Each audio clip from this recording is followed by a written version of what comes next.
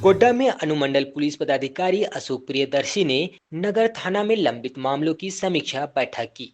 Police निरीक्षक दिनेश महली व मधुसूदन मोदक समेत अन्य पदाधिकारियों के साथ लंबित कांडों की स्थिति का अवलोकन किया।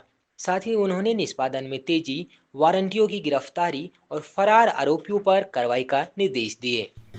जिला विधिक सेवा प्राधिकरण चतरा के सचिव तारकेश्वर दास के निर्देशन में सिमरिया प्रखंड के बगरा स्थित कल्याण गुरुकुल में जागरूकता शिविर आयोजित हुआ।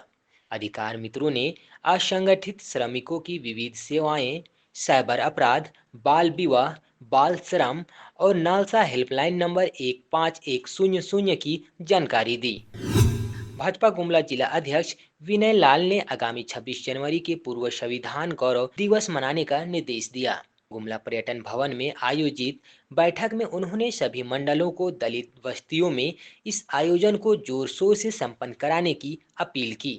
साथ ही उन्होंने विपक्ष पर भाजपा के खिलाफ संविधान बदलने का झूठा प्रचार करने का आरोप लगाया और कांग्रेस पर बाबा साहेब अम्बेडकर के योगदान की अनदेखी करने की बात कही।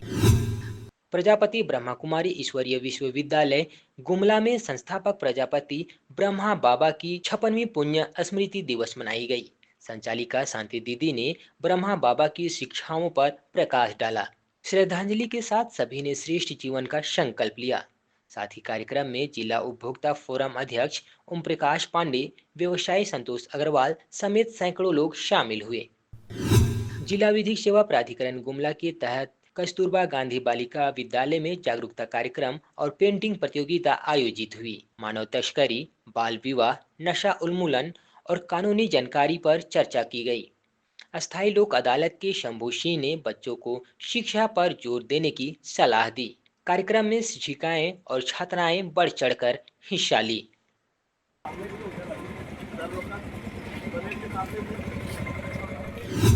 चाईबासा के पद्मावती जैन सरस्वती शिशु विद्या मंदिर में पूर्व राजदूत और प्रधानमंत्री के सलाहकार डॉक्टर दीपक बोहरा का स्वागत हुआ।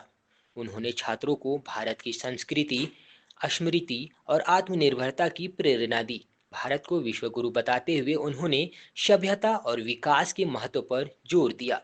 कार्यक्रम में विद्यालय प्रबंधक और रोटरी क्लब के पदाधिकारी उपस्थित रहे। चाईबासा में मकर संक्रांति सह टूसू पर्व पर झींकपानी प्रखंड के जोड़ा पोखर गोपशाय में सांस्कृतिक कार्यक्रम आयोजित किया गया। मुख्य अतिथि रघुनाथ गोप ने बच्चों की प्रतिभा की सराहना की। इस प्रतियोगिता में पूर्वी गोप ने पहला स्थान प्राप्त किया। वहीं विजेता प्रतिभागियों को पुरस्कार देकर सम्मानित किया गया।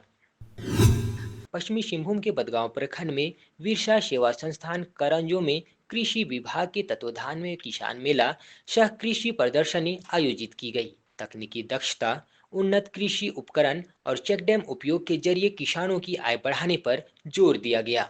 इस मौके पर मंत्री दीपक बिरुआ और सांसद जोबा मांझी समेत कई गणमान्य लोग उपस्थित रहे।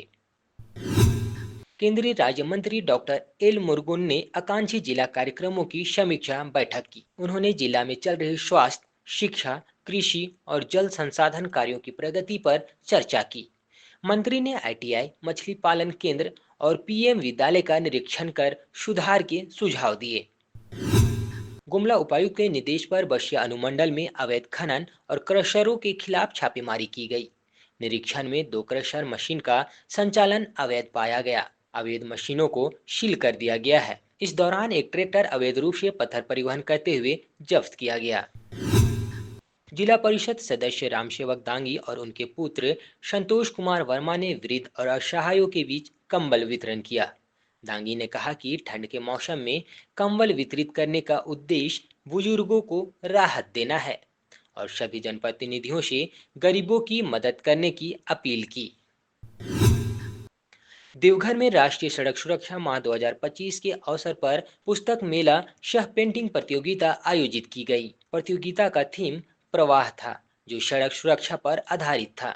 इस प्रतियोगिता में 50 छात्रों ने भाग लिया। प्रतियोगिता में विजेता हनी कुमारी, प्रेरणा सिंह और आशुतोष आयुष को पुरस्कार देकर सम्मानित किया गया। साथ ही मौके पर उपस्थित सभी लोगों को सड़क सुरक्षा के नियमों की शपथ दिलाई गई। गिद्धौर के दुआरी बाजार टांड़ स्थित एक पक्के घर में रखे पुआल में आग लग गई, जिससे पुआल जलकर राख हो गया।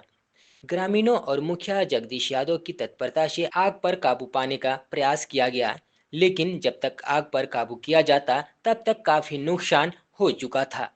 आग कैसे लगी, यह अब तक स्पष्ट नहीं हो पाया है। गिद्धौर के बाएं गांव में अवैध बालू डंपिंग की गुप्त सूचना पर सीओ अनंत सैनम विश्वकर्मा और पुलिस ने छापेमारी अभियान चलाया। छापेमारी अभियान में 1200 सीएफटी बालू, 2 हाइवा वाहन और एक ट्रैक्टर जब्त कर थाना लाया गया। अवैध बालू खनन करने वालों के खिलाफ कार्रवाई की जाएगी। छापेमारी अभियान में पुलिस और राजस्व अधिकारी शामिल थे। कुंदा में राष्ट्रीय जनता दल का अहम बैठक प्रखंड अध्यक्ष बैद्यनाथ प्रसाद यादव की अध्यक्षता में हुआ। बैठक में कार्यकर्ताओं की गरिमामय उपस्थिति रही और उपस्थित सभी नेताओं ने अपने विचार साझा किए।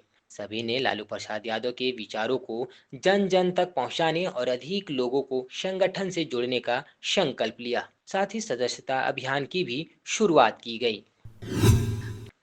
पथलगड्डा सुभाष चौक स्थित एसके श्रृंगार स्टोर एवं ब्यूटी पार्लर का उद्घाटन बरवाडीह पंचायत मुखिया संदीप कुमार सुमन ने किया। प्रतिष्ठान संचालक पुष्पा कुमारी ने बताया कि यहां श्रृंगार सामग्री, ब्यूटी पार्लर सेवाएं और ब्यूटिशियन प्रशिक्षण उपलब्ध है। उद्घाटन समारोह में बड़ी संख्या में स्थानीय लोग मौजूद रहे।